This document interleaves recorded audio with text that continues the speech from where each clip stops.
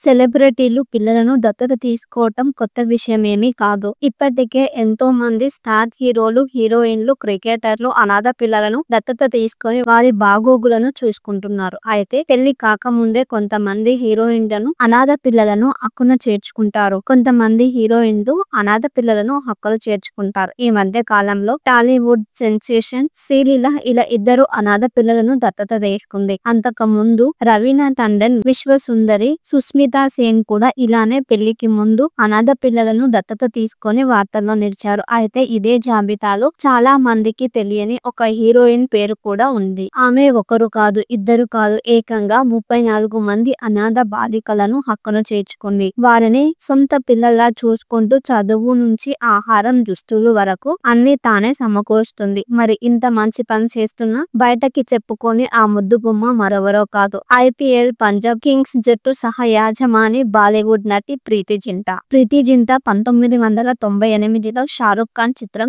దిల్ సే తో తన కెరియర్ ను ప్రారంభించింది. ఈ చిత్రంలో ఆమె ఒక చిన్న పాత్ర పోషించింది. ఆ తర్వాత ఆమె క్యా కెహ్నా చిత్రంలో హీరోయిన్ గా నటించింది. మంచి గుర్తింపు తెచ్చుకుంది. ఆ తర్వాత ఎన్నో సూపర్ హిట్ సినిమాల్లో ఎన్నో వైవిధ్యమైన పాత్రలు పోషించి బాలీవుడ్ ప్రేక్షకుల హృదయాల్లో చెరగని స్థానం సంపాదించుకుంది. తెలుగులోను ప్రేమ్ అంటే ఇదేరా, రాజకుమారుడు సినిమాలో నటించింది. సినిమా కెరియర్ పీక్స్ లో ఉండగానే 2016లో వివాహం చేసుకుంది ప్రీతి జింటా. అయితే వివాహానికి 7 సంవత్సరాల ముందే ఆమె 34 మంది పిల్లలకు అమ్మాయింది. ప్రీతి 2009లో 34వ వసంతంలోకి అడుగుపెట్టింది. తన పుట్టినరోజును మరింత ప్రత్యేకంగా మార్చుకునే క్రమంలో ఒక గొప్ప నిర్ణయం తీసుకుంది. అదే 34 మంది అనాథ బాలికలను దత్తత తీసుకోవటం. ఈ అమ్మాయిలందరి బాధ్యత తనదేనని, సంవత్సరానికి 2 సార్లు వారిని కలవటం, రిషికేశ్ కు వస్తానని కూడా అప్పట్లో ప్రీతి జింటా చెప్పింది. ప్రీతి 2021లో సరోగసీ ద్వారా